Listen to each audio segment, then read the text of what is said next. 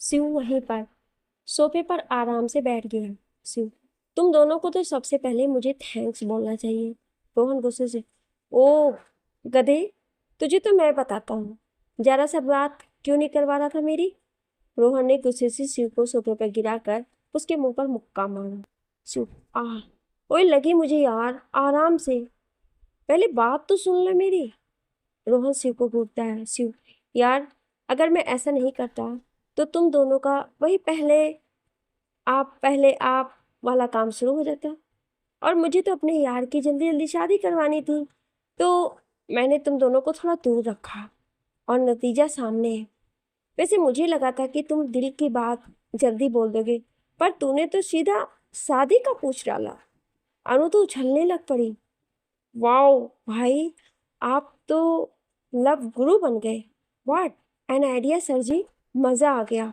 रूही, आपने ये सब इसलिए किया? सर, आपको प्यार के बारे में इतना कैसे पता? आप भी किसी से प्यार करते हो? ये सुनकर सब शिव की ओर देखने लगे, और शिव मुस्कुरा कर रूही को देख रहा था। धीरे धीरे रूही के पास आता है। शिव, जी हाँ, मैं भी प्यार करता हूँ। रूही का दिल तो मैक्सिमम स्पीड से धड़क रहा था। रूही, किससे? शिव, आपसे। रोहन ने अपना सर पीट लिया। जारा ने अपना हाथ मुंह पर रख लिया। पर सबसे ज्यादा शौक तो अनु को लगा। अनु का फोन ही गिरने वाला था कि रोहन ने पकड़ लिया। रूही तो मानो जम ही गई हुई। रूही, क्या? शिव जैसे ही होश में आया तो शिव, जी आपसे, रोहन से, जारा से, मेरी प्यारी अनु से, सबसे प्यार करता हूँ। दोस्ती यारी वाला प्यार, भाई। अनु, क्या भाई, क्यों शौक दे रहे हो? वो धीरे से शिव से कहती है। वैसे आपको अगर रूही दी से प्यार है तो मुझे बहुत अच्छा लगेगा उन्हें दी से भाभी बोलने में। रोहन, क्या बात हो रही है? शिव, कुछ नहीं। अरे हाँ रूही, जाकर चेंज करो और रेडी हो जाओ। एक डील है बैंगलोर में, अभी पता चला है, तो कल तक पहुंचना है, तो मैं और तुम जा रहे हैं। रूही, इस टाइम? और डिटेल्स? वो मेरे पास नहीं है। Shiv, relax, I will arrange everything, you just go and change your clothes within 10 minutes. Ruhi हैरानी से शिव को देखती है, जो अब अपने बिजनेसमैन वाले रूप में आ चुका था। रोहन, चल मैं भी चलता हूँ। शिव, ओए गधे, अभी अभी तो दिल की बात करी है, तो थोड़ा टाइम स्पेंड करो तुम दोनों।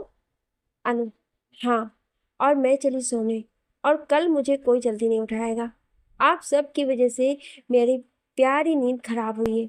सो good night and bye everyone, and भाई एंड दी, have happy and safe journey.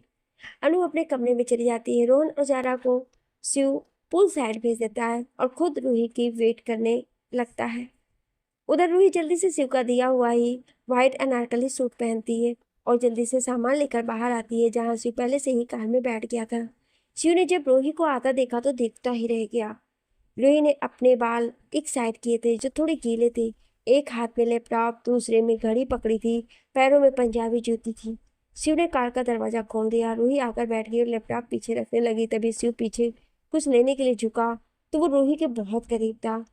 वो रूही को एकटक देखे जा रहा था। जैसे ही रूही पलटी तो शिव के और उसके चेहरे में बस कुछ ही फासला था। शिव तो रूही की आंखों में ही खो गया था। रूही की भी धड़कनें तेज हो गई थी। शिव झटके से पीछे हुआ, और रूही भी सीधे बैठ गई। शिव, वो मेरा फोन गिर गया था, I am sorry. Ruhi, it's okay sir, it's just a mistake. Shiv कुछ नहीं बोलता और ड्राइव करने लगता है। कुछ देर बाद रूही ही कुछ बात करने का सोचती है। रूही मन में, ये तो कुछ बोल ही नहीं रहे हैं। आई नो, आप ही मेरे शिव हो, पर कुछ बोलो तो सही। वैसे भी पूरे 1 महीने बाद देख रही हूँ आपको, क्या आपको पता है कि मैं ही नहीं हूँ? शिव प्लीज, कोई तो हिंट दो। रूही जैसे ही कुछ बोलने लगती है तो शिव गाने चला देता है। रूही को गुस्सा आ गया, और उसने अपनी आंखें बंद कर पीछे सीट से सर लगा लिया। शिव ने रूही को देखा तो मुस्कुराकर गाड़ी चलाने लगा। रूही को सच में नींद आ गई थी, तो वो धीरे से उसका सर शिव के कंधे पर आ गया। तो शिव ने मुस्कुराकर रूही के हाथ को पकड़कर अपनी बाजू पकड़ा दी। रूही ने भी नींद में शिव को कस के पकड़ लिया। शिव, तुम्हारा पूरा हक है मुझ पर रूही, ये हक सिर्फ और सिर्फ तुम्हारा ही है। शिव ने गानों की आवाज़ धीमी कर दी और एक हाथ से गाड़ी चलाने लगा। फिर शिव ने साइड मिरर अपने पीछे आ रही कार को कुछ इशारा किया और एक कार शिव के आगे आ गई और एक पीछे थी। तीनों गाड़ियां एक ही लाइन में चल रही थी। शिव बार बार रूही को देख रहा था। शिव, आज सच में बहुत प्यार आ रहा है तुम पर रूही, बहुत ही प्यारी लग रही हो। जब भी तुम ये मेरा दिया हुआ सूट पहनती हो तो दिल करता है बस तुम्हें सामने बैठे कर देखता रहूं। उधर कार में गाना चला था, दिल दिया गला करांगे नाल नाल बेके, अखनाल अखनू मिला के। शिव को तो बस आज मुस्कुराहट जा ही नहीं रही थी। थोड़ी देर बाद रूही की नींद खुली तो उसने अपनी अध खुली आंखों से देखा तो शिव के बिल्कुल पास थी। रूही के चेहरे पर स्माइल आ गई, पर अगले ही पल वो झटके से शिव से अलग हो गई और अपना हाथ शिव के हाथ से हटाने लगी तो शिव ने रूही का हाथ पकड़कर गियर पर रख लिया, पर उसके चेहरे पर कोई भाव नहीं था। रूही को कुछ समझ नहीं आ रहा था। रूही ने फिर से हाथ हटाने की कोशिश की तो शिव ने और जोर से पकड़ लिया। रूही से रहा नहीं गया तो उसने पूछ ही लिया, क्या हुआ सर, कुछ बात हुई है? शिव, क्यों, क्या हुआ? रूही, तो वो आपने मेरा हाथ पकड़ा है तो। शिव, तो हाथ पकड़ा है मुझे भी तो पता है, पर कोई प्रॉब्लम है? रूही हैरानी से शिव को देखती है और शिव मुस्कुराकर आगे देखने लगता है।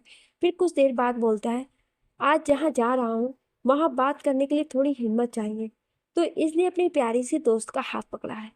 रूही, सर, बहुत बड़ी डील है क्या? Oh shit. शिव, क्या हुआ? रूही, मैं तो जल्दी जल्दी में ये सूट पहन कर आ गई और कोई फॉर्मल कपड़े भी नहीं साथ में लाई।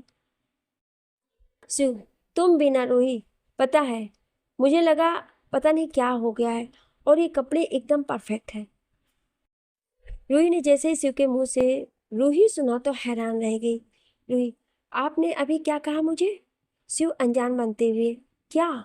रूही, वो मेरा नाम। शिव, हम जारा के पापा से मिलने जा रहे हैं रूहानी, उन्हें शादी के लिए मनाने, और इस काम में तुम मेरी हेल्प करोगी और मुझे पता है तुम अच्छे से कर लोगी। रूही जोर से, क्या? और ये सब आप बता रहे हो मुझे, और मैं क्या कैसे बात करूंगी? और पहली बात तो ये कि आज ही आप आए हो और रेस्ट भी नहीं की, आपने तो बस फिर से चल पड़े। अगर कल सुबह निकलते तो क्या हो जाता? शिव, यार थोड़ा चिल करो और गुस्सा कम किया करो, और तुम कोई टेंशन मत लो, अंकल से बात मैं ही करूँगा, तुम बस मेरी थोड़ी सपोर्ट कर देना। और यार देखो, कल तक वेट नहीं कर सकता क्योंकि जारा बहुत मानती है अपने पापा को। वो कल ही अपने पापा से रोहन के बारे में बात करने की सोचती, पर मुझे पता है कि वो नहीं मना पाती उन्हें, इसलिए प्रॉब्लम क्रिएट होने से पहले ही सॉल्व करने की कोशिश कर रहा हूँ। इतना बोलकर जब शिव ने रूही को देखा तो रूही मुंह खोलकर शिव को देख रही थी। ये देखकर शिव की हंसी निकल गई और रूही झेप गई। रूही मन में, आप ही मेरे शिव हो, ये सब मेरा शिव ही सोच सकता है। शिव, वैसे एक बात बोलूं? रूही, जी। शिव, तुम ना बहुत सोती हो और हंसने लगता है। रूही गुस्से से, एक तो आधी रात को बाहर घूम रहे हैं और मुझे भूख भी लग गई है और आप मुझे ही ताने मार रहे हो। शिव, तो ये बात है, आगे कुछ ही दूरी पर एक होटल है, वहां चलते हैं। कुछ समय बाद उनकी कार एक बड़े से होटल के सामने रुकती है और दोनों उतरते हैं। बाकी दो कारें भी वहीं रुक जाती हैं। शिव रूही को जाने को कहता है और फोन पर बात करने का इशारा करता है। शिव फोन पर, तुम लोग भी खाना खा लो और फ्रेश हो जाओ, और यहाँ होटल में सब कंट्रोल में रहना चाहिए। एक टारगेट हमारा यही रूम नंबर 212 में, तो मैं टारगेट खत्म करके खाना खाऊंगा। शिव अंदर जाकर रूही के साथ एक टेबल पर बैठता है और खाना ऑर्डर करता है। फिर रूही को वॉशरूम की बोलकर निकल जाता है। बहुत ही जल्दी से शिव फायर एग्जिट वाले रास्ते से उस दूसरी मंजिल के कमरे तक पहुंच जाता है और बड़ी चालाकी से बिना किसी को शक हुए दरवाजा खोलकर अंदर जाता है। अंदर एक नेता जैसा बंदा दो विदेशी लड़कियों के साथ मजे कर रहा था। शिव ने अपने चेहरे पर मास्क लगा रखा था। जैसे ही उस आदमी ने शिव को देखा तो शिव ने अपनी साउंड प्रूफ गन से उसे शूट कर दिया, और लड़कियां जैसे ही चिल्लाने लगी उनके गले की एक नस दबाकर बेहोश कर दिया और जल्दी से वहां से निकलकर वॉशरूम में जाकर अपना हुलिया ठीक करके रूही के सामने आकर बैठ गया। तब तक खाना भी आ गया। रूही, आ रही ओके सर? भाई आ रही हूँ सो स्वीटी। शिव, हाँ मैं ठीक हूँ, बस थोड़ा थका सा फील कर रहा था तो पानी से हाथ मुंह साफ कर फ्रेश हुआ। रूही, आप कब अपना ख्याल रखोगे? चलो कुछ रास्ते मैं ड्राइव करूंगी और कुछ मत बोलिए and just focus on food. Shiv मन में, बहुत अच्छा लगता है तुम्हारा यूं मुझ पर हक जताना। सुकून देता है मुझे तुम्हारा यूं मुझ पर हक जताना। दिल तो करता है यूं ही सुनता रहूं तुम्हें, पर चाह कर भी डर जाता हूँ कि क्या सोचोगी अगर चाहा मैंने कि तुम हक जताना। शिव साथ साथ रूही के देखकर मन में शायरी कर रहा था, ऐसे ही खाना खा रहा था। दोनों खाने के बाद उठते हैं तो रूही के होठ पर कुछ लगा रह जाता है, तो शिव से रहा नहीं जाता है और अपने हाथ से रूही के होठ साफ कर देता है। तो रूही हैरानी से उसे देखती है, तो शिव माफी मांगने वाला होता है। रूही बोलती है, अब इस बात के लिए सॉरी की कोई जरूरत नहीं है। जानती हूँ आपको, और आप दोस्त हो मेरे, हक है आपका मुझ पर, और ये कोई बड़ी बात नहीं थी, भरोसा है आप पर, तभी तो बिना किसी सवाल के आपके साथ आई हूँ। सुबह मुस्कुराकर हाँ में से हिलाता है और रूही के साथ चलने लगता है। बाहर ठंडी हवा चल रही थी, रात के 2 बज रहे थे। दोनों कार की तरफ बढ़ रहे थे, पर एक दूसरे के एहसास के साथ। चलते चलते दोनों ही बहुत खामोश थे। रूही, वैसे एक बात पूछूं आपसे? शिव, तुम्हें कभी भी कुछ भी पूछने के लिए मेरी इजाजत लेने की जरूरत नहीं है। रूही, आप वैसे तो कभी भी किसी को अपनी बात की या किए की कभी सफाई नहीं देते, न कभी एक्सप्लेन करते हो, पर मुझे क्यों एक्सप्लेन? शिव बीच में ही बोल पड़ा, इसलिए क्योंकि मैं कोई भी गलत फहमी नहीं चाहता। और शिव आगे बढ़ गया और ड्राइविंग सीट पर बैठ गया। रूही को ये बात बहुत फील हुई। रूही मन में, हाँ, एक गलत फहमी के कारण ही हम अलग हुए थे, और आज पता चला कि आप भी अब तक कुछ नहीं भूले हो। शिव रूही से, मैडम चले या यहीं खड़े रहना है? और हाँ, मैं ही ड्राइव करूंगा क्योंकि रास्ता मुझे पता है और अब मैं ठीक हूँ। रूही ने कुछ नहीं कहा, बस कार में आकर बैठ गई। उधर शिव ने किसी को मैसेज किया, सब क्लियर कर दो, और लगना चाहिए जैसे कुछ हुआ ही नहीं है। शिव ने कार स्टार्ट कर दी तो रूही ने बिना शिव की ओर देखे अपना सर उसके कंधे से लगा लिया और शिव की बाहों को पकड़ लिया। शिव ने हैरानी से रूही को देखा तो रूही ने बिना कोई रिएक्ट किए बोला, आप पर भरोसा है, खुद से भी ज्यादा, और इतना तो हक है मेरा। और अपनी आंखें बंद कर ली। शिव मन में, पागल, ये हक तो कब का तुम्हें दे चुका हूँ, और बस तुम्हारा ही हक है। शिव गाड़ी चलाता रहा और रूही ना सोकर भी सोने का नाटक कर रही थी। एक जगह जाकर शिव ने कार रोक दी, बाकी की 2 कारों को जाने का इशारा किया, फिर धीरे से रूही को उठाया। रूही ने देखा कि सामने तो कोई रास्ता ही नहीं था। रूही, हम कहाँ हैं सर? जारा भाभी के पापा यहाँ कहाँ रहते हैं सर? रूही की बात सुनकर शिव को हंसी आ गई। शिव, ये सब छोड़ो और बाहर आओ, कुछ दिखाता हूँ। रूही सर हिलाकर हाँ कही और कार से उतर गई। आसपास बहुत पेड़ थे, पर कोई घर या कुछ नहीं था। शिव रूही के पास आया तो अपना हाथ आगे किया तो रूही ने शिव का हाथ थाम लिया। शिव रूही चलते चलते एक पहाड़ी जैसी जगह पर आ गए। रूही कुछ बोलने लगी तो शिव ने रूही का हाथ छोड़कर उसकी दोनों आंखों पर हाथ रख दिया। शिव, बस 2 मिनट और रुक जाओ। फिर कुछ देर बाद शिव रूही की आंखों से हाथ हटा दिया और सामने देखने को कहा। रूही ने देखा कि सामने सनराइज हो रहा था। चारों ओर लालिमा थी और आसपास पेड़ों पर पंछी चहक रहे थे। रूही, वाओ, बहुत ही सुंदर है। पता है, मैंने कितने सालों बाद ऐसा व्यू देखा है। वहां मुंबई में तो ऐसा देखने को मिलता ही नहीं है। सच में ये बहुत सुंदर है। रूही बच्चों की तरह घूम रही थी। शिव, पता है, जब मैं बेंगलोर आया था तो ये जगह ही मुझे सुकून देती थी। जब भी अकेला फील करता तो यहाँ आ जाता। जब भी माँ पापा और तू, मतलब माँ पापा को याद करता तो यहाँ आ जाता। शिव की आंखों में पानी आ गया तो शिव वापस चलने लगा और रूही को भी आने का इशारा कर दिया। जैसे ही शिव आगे बढ़ा तो रूही की आवाज सुनकर रुक गया। रूही की आंखों में भी आंसू थे और भरे हुए गले से बोली, शिव। ये सुनकर शिव रुक गया। रूही ने फिर से कहा, शिव। तो शिव ने हैरानी से पीछे देखा तो रूही वहीं घुटनों के बल बैठकर रो रही थी। शिव से रहा नहीं गया तो शिव रूही के पास आकर बैठ गया और उसका चेहरा अपने हाथों में लेकर आंसू पोंछने लगा। रूही शिव के गले लग गई। शिव ने भी रूही को कस के पकड़ लिया। Ruhi, I am sorry Shiv, I am sorry, please माफ कर दो मुझे। मैं जानती हूँ मेरी गलती थी, मैंने आप पर विश्वास नहीं किया, पर इन सालों में एक दिन भी ऐसा नहीं रहा कि मैंने आपसे माफी ना मांगी हूँ। मैंने अपना सबसे प्यारा और सच्चा दोस्त खो दिया था। आप कुछ बोल क्यों नहीं रहे हैं? आपको मैं याद हूँ ना? मैं आपकी वो अनजान दोस्त रूही, शिव, आपको आपको याद है ना? रूही, आप बोल क्यों नहीं रहे हैं? रूही शिव से अलग हुई और शिव के चेहरे को देखने लगी। शिव की आंखों में भी आंसू थे, पर वो मुस्कुरा रहा था। रूही हैरान रह गई। शिव ने रूही का चेहरा अपने हाथों में लिया और अपना सर उसके सर से लगा लिया। शिव, तुम सोच भी कैसे सकती हो कि मैं तुम्हें भूल जाऊंगा रूही? और तुम्हें माफी मांगने की जरूरत नहीं है। तुमने वही किया जो तुम्हें ठीक लगा। मैं जानता हूँ, जैसा रोहन मेरे लिए है वैसा ही पलक तुम्हारे लिए थी। तुम दिल से बचपन से उसे अपना मानती थी। तुम्हारी कोई गलती नहीं है, ना ही तुम माफी मांगोगी।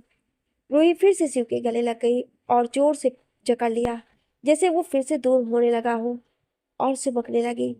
शिव बस उसके बालों को सहला रहा था और साथ ही महादेव को शुक्रिया कर रहा था।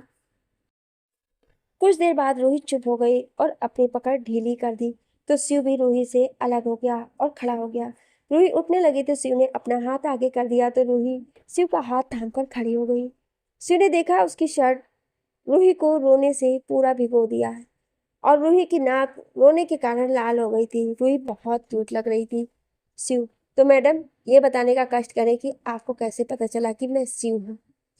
रूही ने शिव को देखा तो उसकी आंखों में देखते हुए बोली, जब पहली बार आपसे मिली थी तो कुछ अपनापन लगा, पर समझ में नहीं आया। फिर जब भी आपके साथ होती तो अपनापन सा लगता। कभी कभी आपकी बातों से मुझे मेरे शिव की, मतलब मेरे दोस्त की, शिव की याद आ जाती। लगता कि आप ही शिव हो। मैं आपके साथ सहज थी। मैंने तो खुद को एक दायरे में बंद कर लिया था। किसी का भरोसा नहीं करती थी, पर जब आपसे मिली तो आप पर, जरा भाभी पर खुद ब खुद भरोसा हो गया। जब आपको चोट लग गई थी तो ऐसा लगा कि किसी अपने को दर्द हुआ है।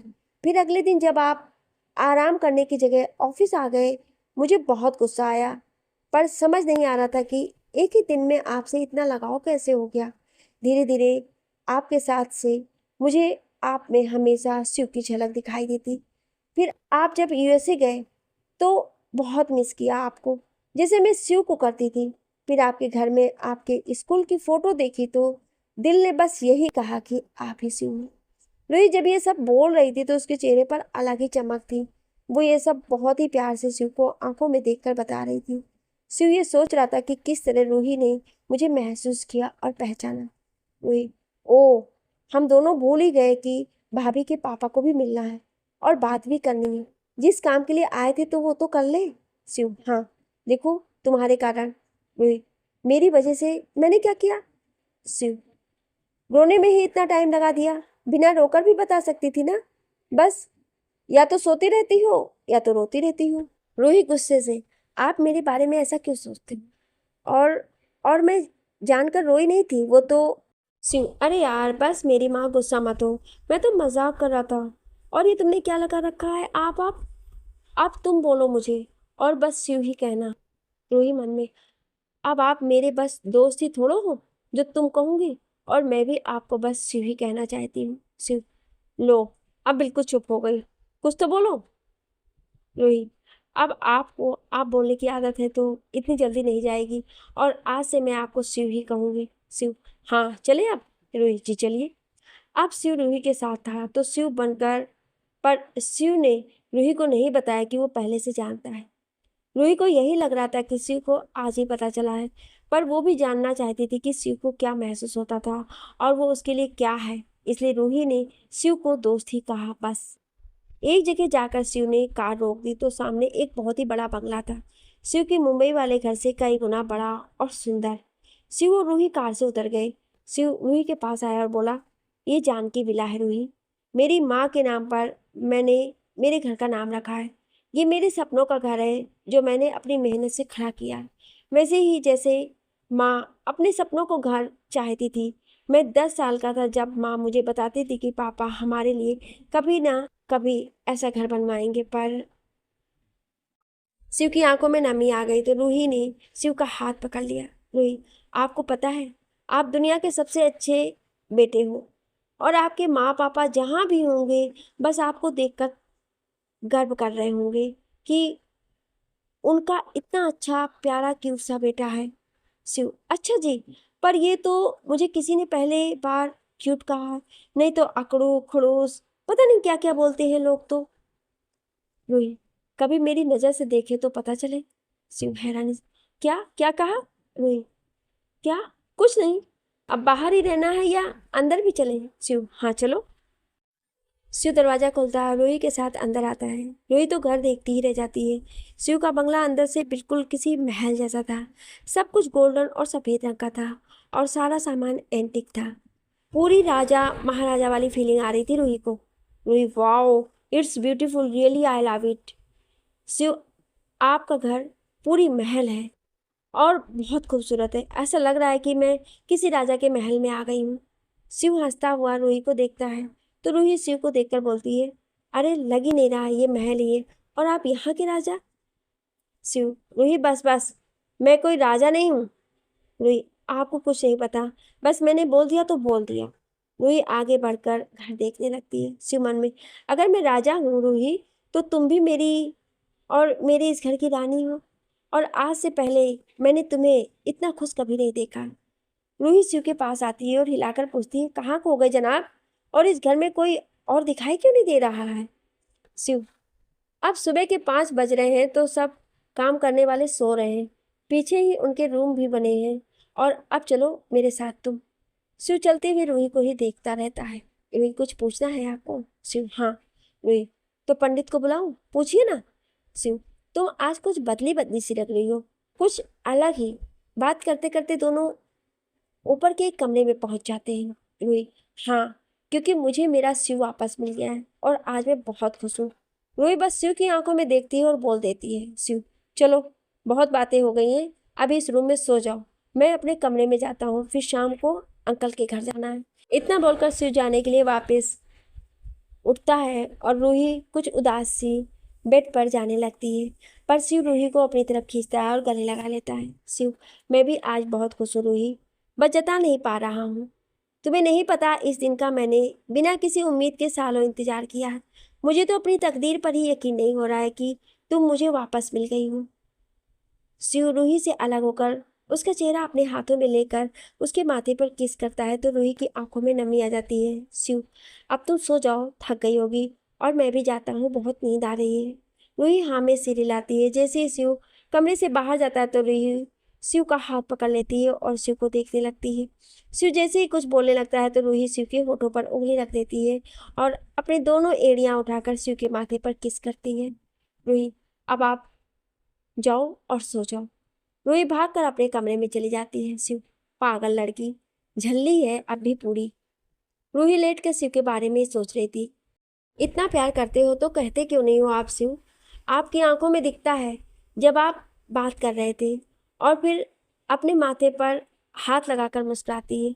या आपका प्यार ही है जिसका एहसास मुझे हो गया। आप भी उतना ही तड़पे हो और उतना ही इंतजार किया है आपने भी, बस कह ही नहीं पाते। रूही शिव के बारे में सोचकर सो जाती है। उधर शिव बेचैनी में अपने कमरे में टहल आता है। रूही, बोल क्यों नहीं देती हो कि प्यार करती हूँ? ये दोस्त दोस्त क्या लगा रखा है तुमने? मैं जानता हूँ उस दिन नशे में भी बोल दिया था तुमने, पर आज जब मैं सामने था तो दोस्त क्यों? क्यों? शिव रोहन को फोन करता है। रोहन और जारा पुल के पास ही बैठे थे। रोहन हैरानी से, इसे क्या हुआ? हेलो शिव। शिव रोहन को सब कुछ बता देता है। रोहन खुशी से, अरे वाह मेरे शेर, ये तो सबसे अच्छी खबर सुनाई तूने। शिव, यार, पर वो दोस्त कह रही थी, उसकी आंखें कुछ और ही बोलती हैं और वो कुछ और। रोहन, तू गधा का गधा है और गधा ही रहेगा। वैसे तो मेरे मामले में बड़ा लब गुरु बनता था, तो अब थोड़ा सब्र तो रख।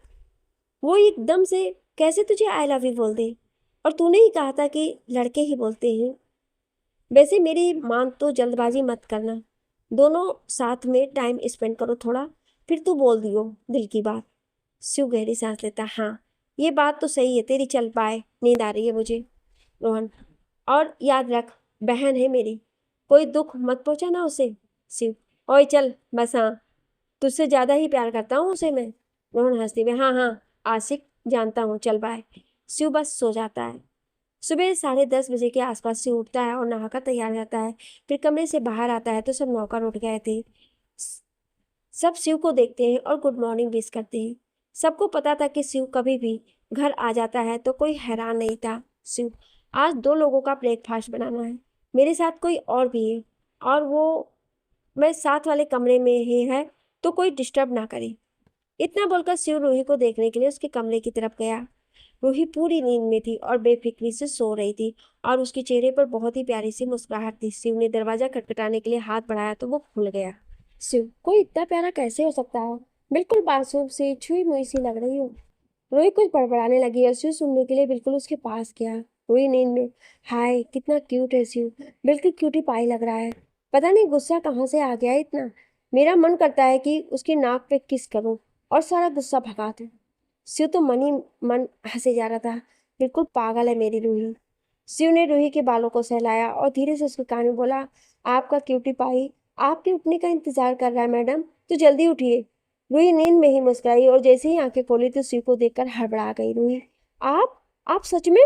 शिव, जी मैं सच में हूँ। और कितना सोगी यार, चलो उठो और फ्रेश होकर नीचे आ जाओ, मैं खाने पर इंतजार करूंगा।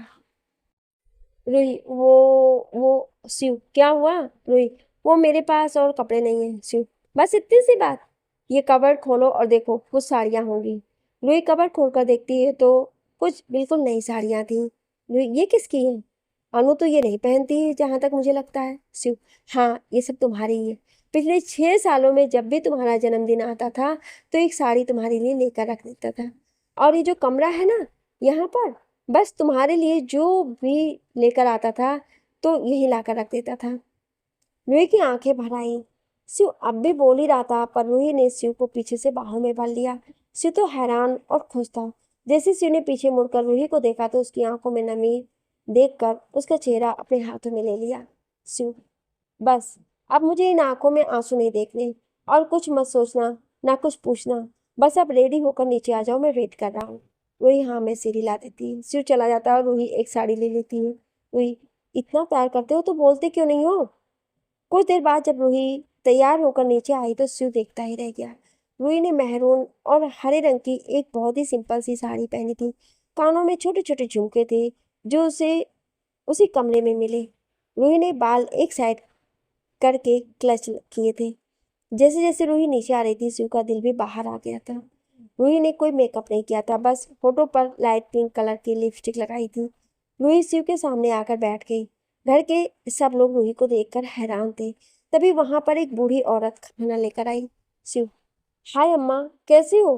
बूढ़ी औरत, हाय हैंडसम, मैं तो ठीक हूँ, पर तू मुझे ठीक नहीं लग रहा है।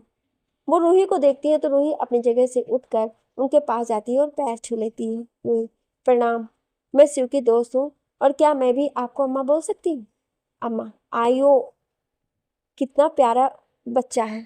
अम्मा रूही का माथा चूम लेती है तो उसे बिठाकर खाना परोसने लगी। अम्मा, तू भी इसकी तरह मुझे अम्मा ही बोल। शिव, रूही, अम्मा हमारे साथ तब से है जब हम पहली बार यहाँ आए थे।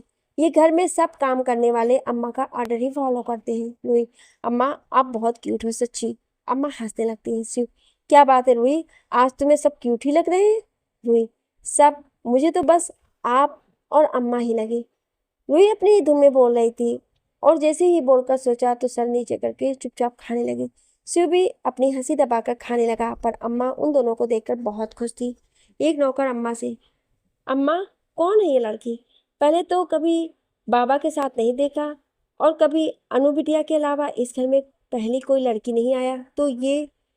अम्मा, आइयो, तुम लोग नज़र मत लगाओ, दोस्त है मेरे बच्चे की, पर दोनों साथ में बहुत अच्छे लग रहे हैं। हे मोर्गन स्वामी, मेरे बच्चे पर हमेशा ब्लेसिंग रखना, और तुम लोग बातें कम और काम ज़्यादा करो। चलो। रूही मन में, ये क्या हो गया, सच में मुझे कुछ भी बोले जा रही हूँ, बस अब थोड़ा कम ही बोलूँगी। शिव, रूही अच्छी लग रही हो। रूही, थैंक्स शिव। शिव, तो कुछ सोचा तुमने? रूही हैरानी से, किस बारे में? शिव, यही कि अंकल से क्या बात करनी है। रूही जोर से, क्या आपने सोचा नहीं कुछ? हे भगवान, क्या होगा इनका। शिव, अरे यार मजाक कर रहा हूँ, बात कर लूंगा मैं, बस तुम साथ रहना, ठीक है? रूही, जी। खाना खाकर दोनों हॉल में सोफे पर बैठ जाते हैं। शिव अपने लैपटॉप पर कुछ काम करने लगता है और रूही को जारा का फोन आ जाता है तो वो उठकर घूमते हुए बात करने लगी। शिव ने जैसे ही काम करते करते रूही को देखा तो देखता ही रह गया। रूही ने अपने बाल खोल लिए थे, बात करते करते और एक से अपने बालों से खेल रही थी। उसकी साड़ी बाहर से आ रही हवा से लहरा रही थी। शिव तो रूही में ही खो गया और घर पर सब काम करने वाले शिव को देख रहे थे, एक नौकर दूसरे से। पहली बार साहब किसी को देख रहे हैं इतने प्यार से। उनके चेहरे पर पहली बार इतना सुकून है। लगता है यही हमारी मैडम बनेंगी। सब खुश होकर काम करने लगे। जैसे ही रूही बात खत्म कर पलटी तो शिव को ऐसे देखकर शर्म से लाल हो गई। शिव बहुत ही प्यार से रूही को देख रहा था। शिव ने अपना सर झटका और किसी से फोन पर बात करते हुए बाहर चला गया। शिव, वीरेन, कब तक मुझे ज्वाइन करोगे? और शाम तक एक खुशखबरी भी देनी है तुम्हें, तो इस बार फोन उठा लेना। दूसरी तरफ फोन पर, भाई कल शाम तक ये मिशन पूरा हो जाएगा तो मुझ तुझे मैं परसों तेरे घर पर ही मिलूंगा। और रोहन कैसा है? शिव, शाम को तुझे बताता हूँ वो कैसा है। चल बाय, ख्याल रखना। दूसरी ओर से, हाँ चल बाय। शाम को शिव रूही को लेकर एक बंगले में गया और दोनों अंदर आकर बैठ गए। कुछ देर बाद एक बुजुर्ग आदमी आया और शिव उठकर उनके गले मिला। शिव, कैसे हैं मलिक साहब? मलिक, ठीक हूँ बरखुरदार, तुम बताओ। और वो रूही को देखने लगती हैं।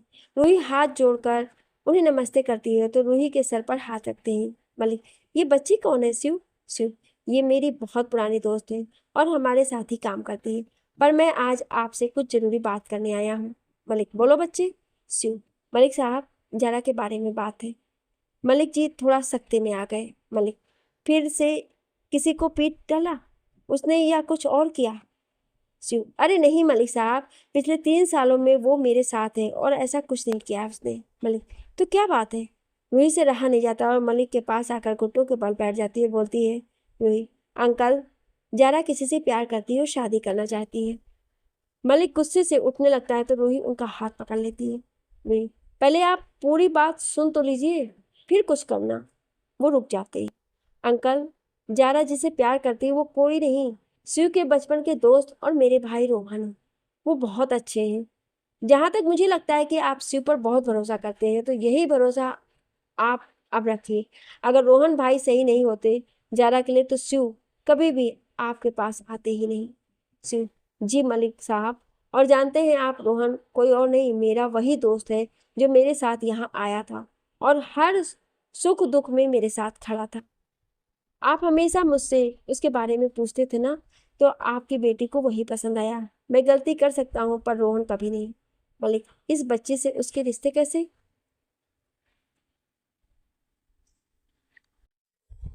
शिव रूही और रोहन के बारे में सब कुछ बता देता है। मलिक, मुझे इतना अच्छा लड़का तो खुद ढूंढने पर भी नहीं मिलता।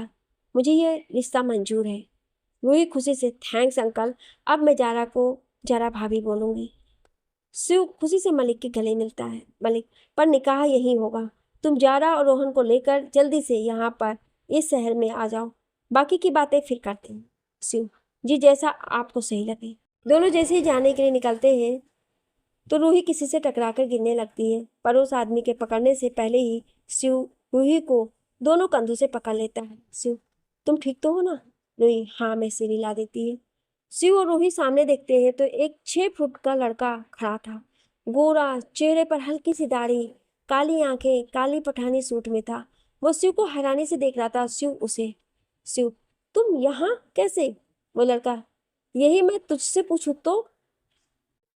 शिव और वो लड़का बस एक दूसरे को देख रहे थे, फिर हंसकर एक दूसरे के गले लग गए। रूही हैरानी से दोनों को देख रही थी। वो लड़का शिव से अलग होकर रूही को देखने लगा।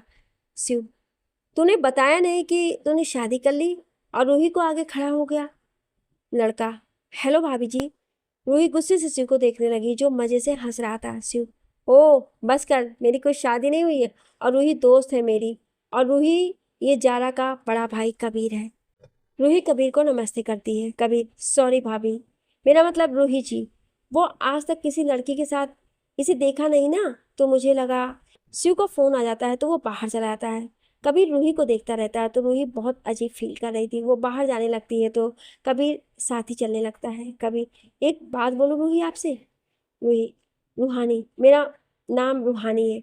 रूही, बस शिव ही बोल सकते हैं मुझे। कबीर, चलिए तो रूहानी, आप शिवा से प्यार करती है ना?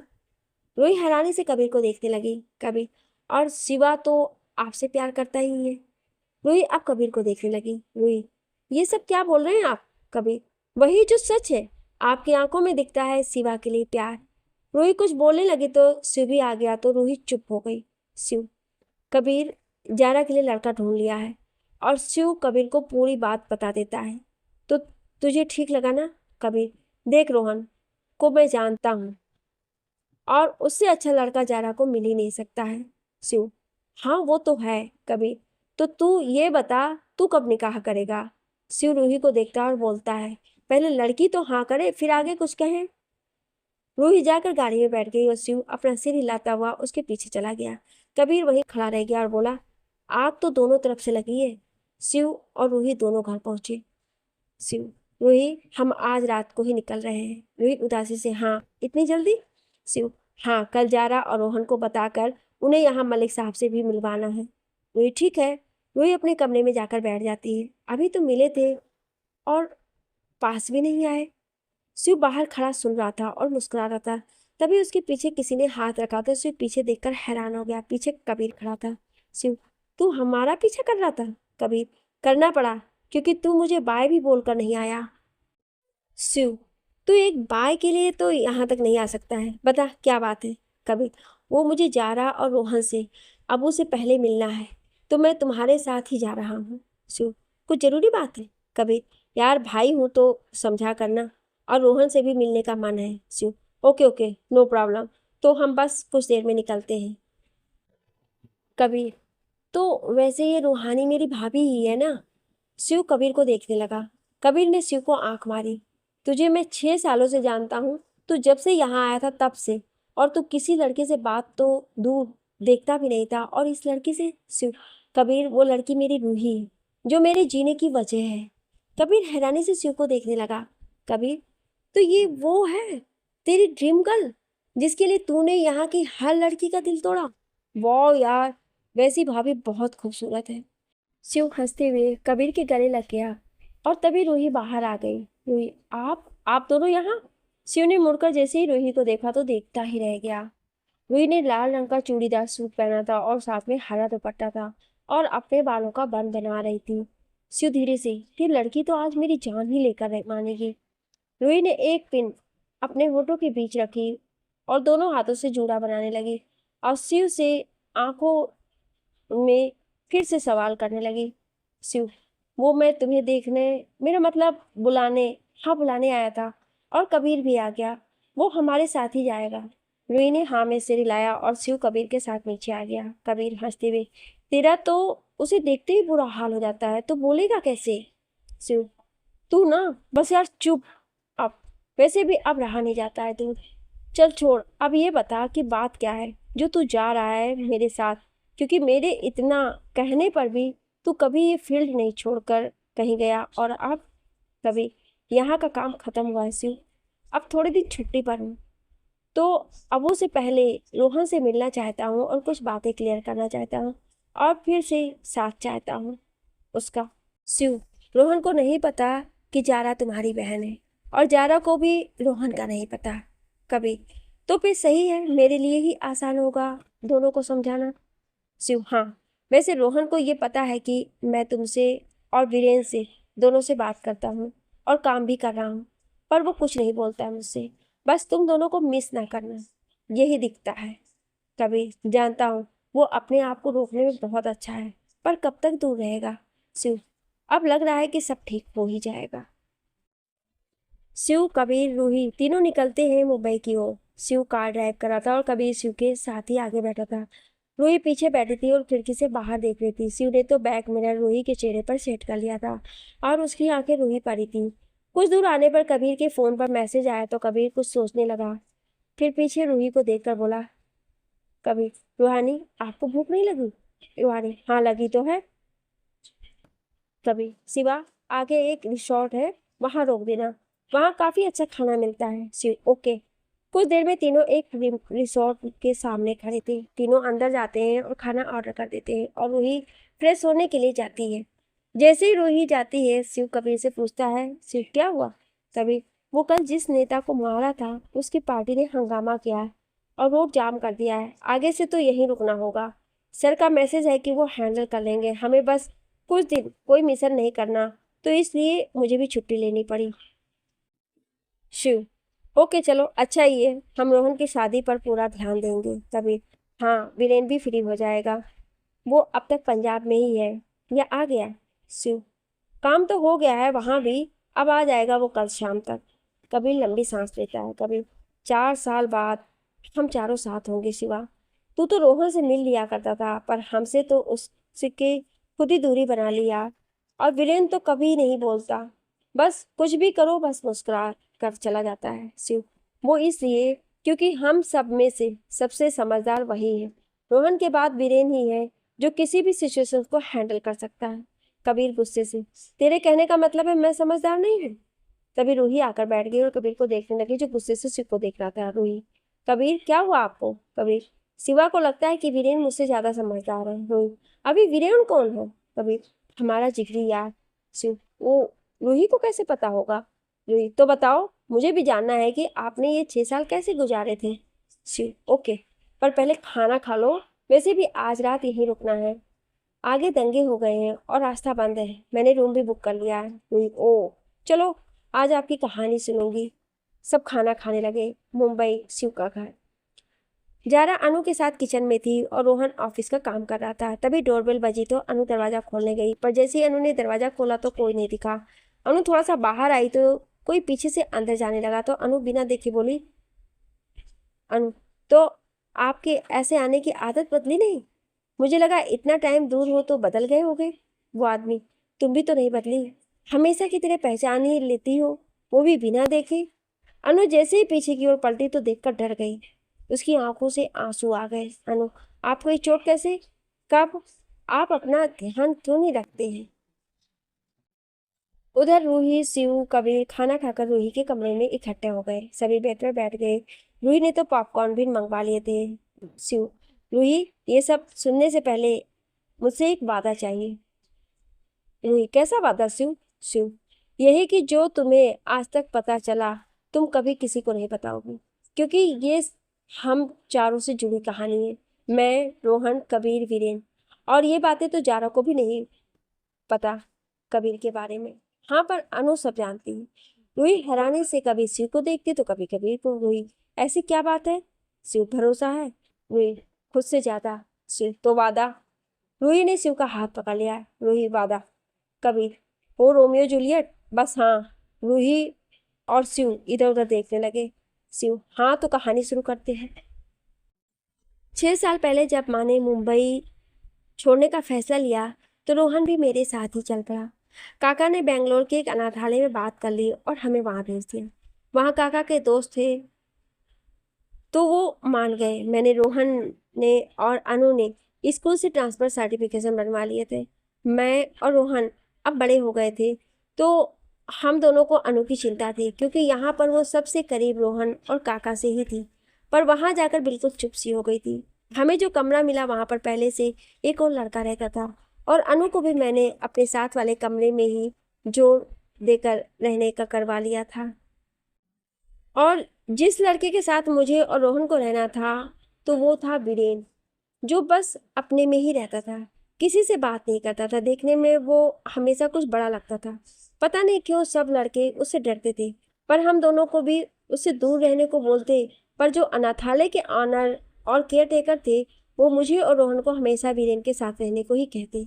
तभी कबीर बीच में बोल पड़ा, यार कभी वीरेन वीरेन ही लगा रखा है, मेरे बारे में भी बता। शिव: तुझसे बाद में मिला था। रूही: लगता है कबीर की वीरेन से नहीं बनती है। शिव: नहीं रूही, जैसा मैं और रोहन है वैसे ही वीरेन और कबीर है, बचपन के दोस्त। पर पिछले 3 साल से वीरेन नाराज है, कबीर से बात भी नहीं की है, इसलिए ये इतना चिढ़ रहा है। कबीर: चल कुछ भी आगे बात तो बता। शिव: हाँ तो सुनो, मैं और रोहन ने पहले एक हफ्ता तो अनु को संभालने में लगा दिए। उसकी कोई रूममेट भी नहीं थी।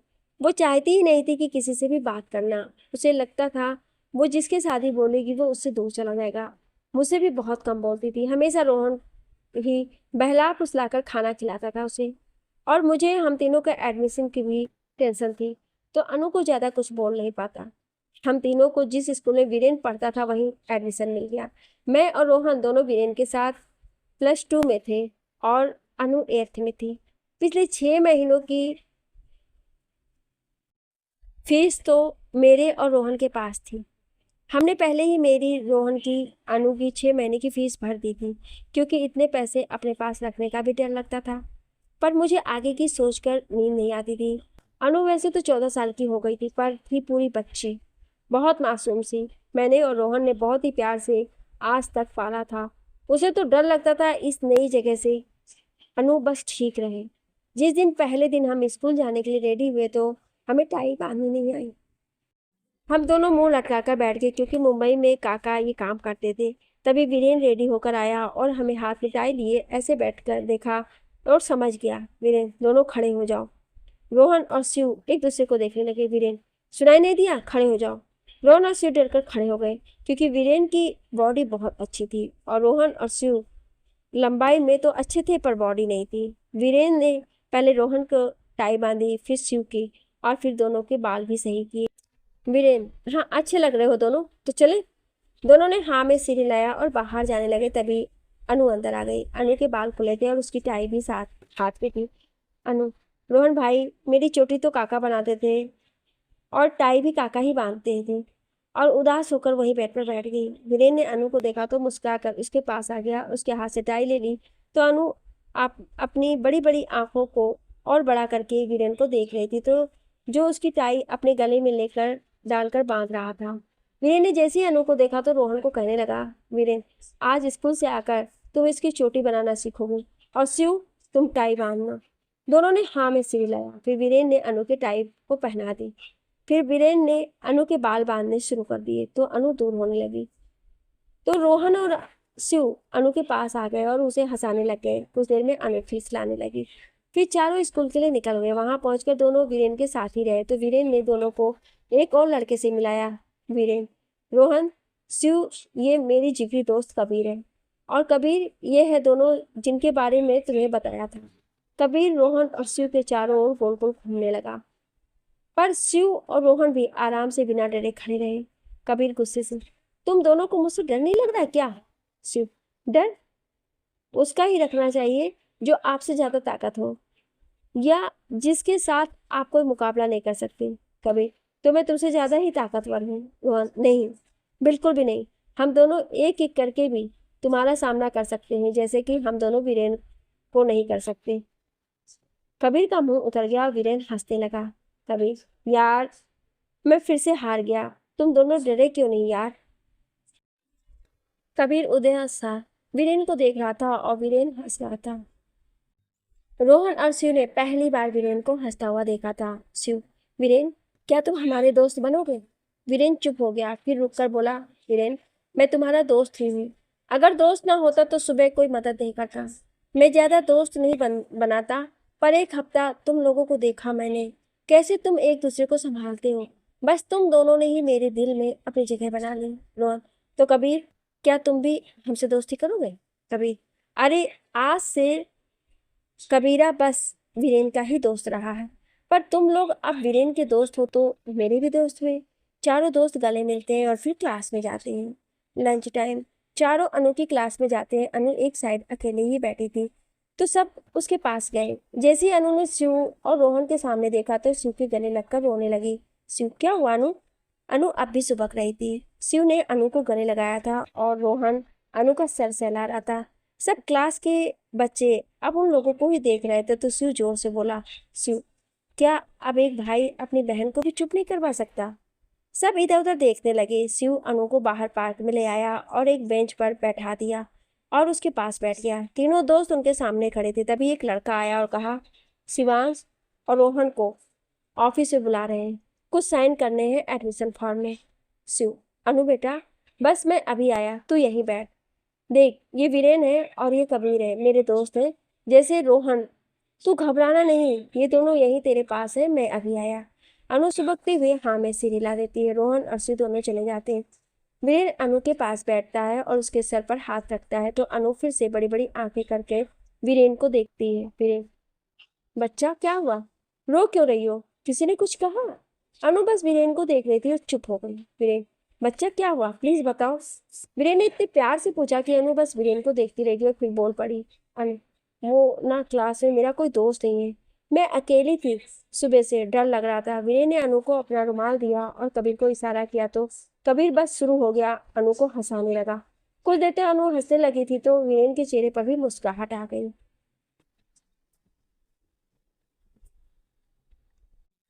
वीरेन जाकर एक लड़की को अनु के पास लाया जो अनु की क्लास की हुई थी और अनु की दोस्ती कराई। उसका नाम निधि था।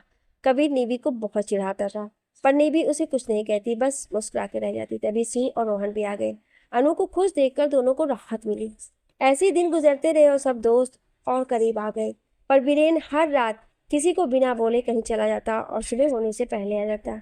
शिव और रोहन को ये बात ठीक नहीं लगी तो एक दिन दोनों पूरी रात जागकर वीरेन की राह देखने लगे। जैसे ही वीरेन आया तो दोनों सामने ही बैठे थे तो वीरेन बस मुस्कुरा उठा। वीरेन जानता था कि तुम लोग जरूर पूछोगे, वैसे मैं कल बताने ही वाला था कि तुम दोनों को। रोहन वीरेन अब बता भी दे यार। वीरेन मैं एक अंडरकवर एजेंट हूँ ETF टीम का, जो डायरेक्ट आर्मी चीफ के अंडर काम करती है। मेरे पापा पहले हेड थे इस टीम के, पर 3 साल पहले उनकी मौत हो गई और माँ भी अब ये सदमा झेल नहीं पाई। पर पापा की इच्छा थी कि मैं भी देश की सेवा करूं, तो उनके दोस्त ने मुझे उन्हीं की जगह ज्वाइन करने को कहा। पर मैं 18 साल का नहीं था तब, इसलिए यहाँ आ गया और अब 19 का हूँ तो पिछले साल से ही ज्वाइन किया था। पर मैंने अभी मेरी ट्रेनिंग ही चल रही है।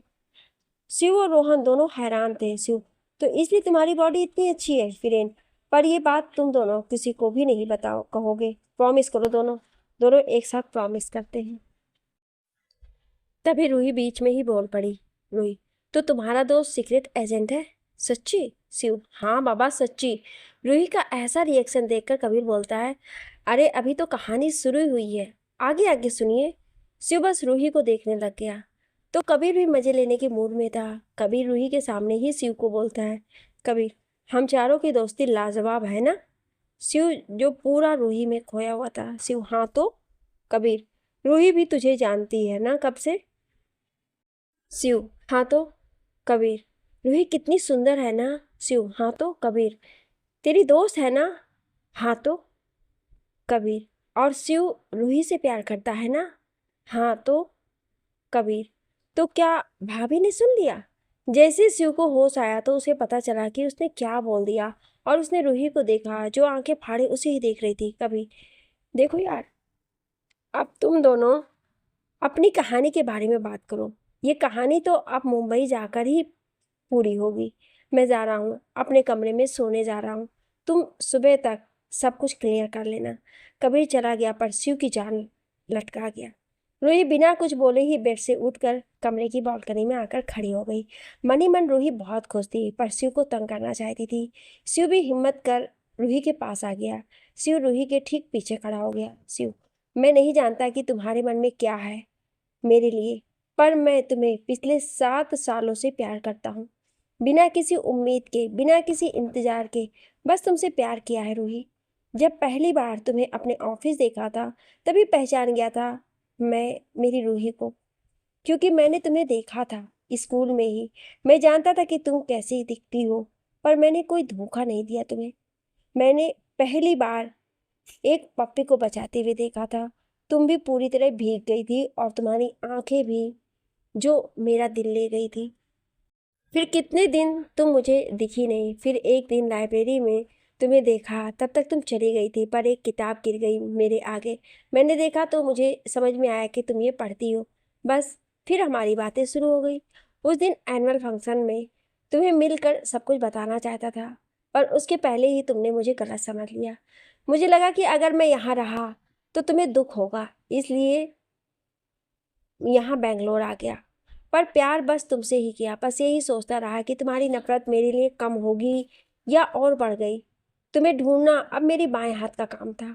पर मैं फिर से तुम्हारे सामने आकर तुम्हें दुख नहीं देना चाहता था। पर जब तुम्हें देखा तो तुम बदल ही गई थी। जो रूही हमेशा हंसती रहती थी, जिसकी आंखों में हमेशा एक शरारत रहती थी, वो खो गई थी। इसलिए हमेशा तुम्हें तंग करता था, गुस्सा करता था, जिससे तुम बोलने लगी थी। जिस दिन तुमने नशे में कहा कि तुम शिव से प्यार करती हो तो मेरा मन कितना खुश था कि मैं ये बता नहीं सकता। रोया था उस दिन मैं बहुत, पर खुशी से। पर ये जानना चाहता था कि अकेली क्यों हो तुम, इसलिए बताया नहीं कि मैं सी हूँ। चाहता था कि मेरे करीब आने से पहले अपनी फैमिली के करीब आओ, इसलिए तुमसे दूर रहा। पर तुमने तुमने मुझे ढूंढ लिया। मुझे समझ में नहीं आ रहा था कि क्या करूं। फिर तुमने कहा दोस्त। तो समझ नहीं आया कि ऐसा क्यों बोला है तुमने, क्योंकि और दूर रहना मेरे बस में नहीं था। इतने साल अंदर ही अंदर रोया था मैं, अब और नहीं रोना चाहता था घुट घुट कर। अगर तुम हाँ कहती हो तो यहीं रो दूंगा तुम्हारे सामने, पर अगर ना है तो फिर से वही मुखौटा डाल लूंगा। बस तुम अपने दिल पर कोई बोझ मत रखना, जो दिल चाहता है वो बोल दो। रूही जैसे ही पीछे मुड़ी तो सीधे शिव को थप्पड़ मार देती है, फिर रोते हुए उसके गले लग जाती है। शिव को कुछ समझ में नहीं आया। रूही कुछ देर तक शिव के गले लगी रही, फिर अलग हुई तो एक और थप्पड़ मार दिया।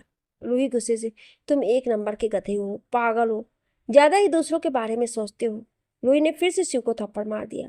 शिव का दिल तो टूट ही गया। उसे कुछ समझ नहीं आ रहा था, ऊपर से तीन तीन थप्पड़ भी पड़ गए। एक गाल तो पूरा लाल ही हो गया था, बस दाढ़ी की वजह से इतना पता नहीं चल रहा था। रूही गुस्से से शिव को देख रही थी। शिव को पता ही नहीं चला कब उसकी आंखों से आंसू निकलकर उसके गाल पर आ गए थे। अजीब सा दर्द हो रहा था शिव को। उसका एक हाथ उसके दिल पर चला गया जो दर्द कर रहा था, और एक हाथ अपने सर पर रखकर पीछे की ओर जाने लगा तो पीछे कारपेट से अटक कर गिर गया, और इतनी जोर से गिरा कि एक हाथ जो दिल पे था उस पर पूरा बॉडी का वेट आ गया। रूही जल्दी से शिव के पास गई और उसे उठाकर बेड पर बैठा दिया। शिव के हाथ में दर्द था, पर दिल टूटने के दर्द के सामने उसे महसूस नहीं हुआ। वो कुछ नहीं बोला। रूही भी कुछ देर उसे देखती रही, फिर बोली, पागल हो तुम, एक नंबर के पागल, मेरे भोलू राम, आई लव यू, पर मैं गुस्सा भी हूं तुमसे। इतना बोलकर रूही ने शिव को गले लगा लिया। शिव की तो जैसे सांसें लौट आई। रूही शिव से अलग हुई और उसका चेहरा अपने हाथों में लेकर शिव के माथे पर किस किया, फिर शिव के आंसुओं पर। शिव तो बस आंखें बंद किए इस पल को जी रहा था। शिव ने रूही को कमर से पकड़कर अपने और करीब किया और आंखें खोलकर उसे देखने लगा। रूही भी शिव की भीगी हुई आंखों में खो गई। अब क्या होगा, आगे की कहानी जानने के लिए सुनिए अगले भाग में। क्या आप अगला भाग सुनना चाहते हैं तो कमेंट में यस जरूर लिखिएगा। Thank you.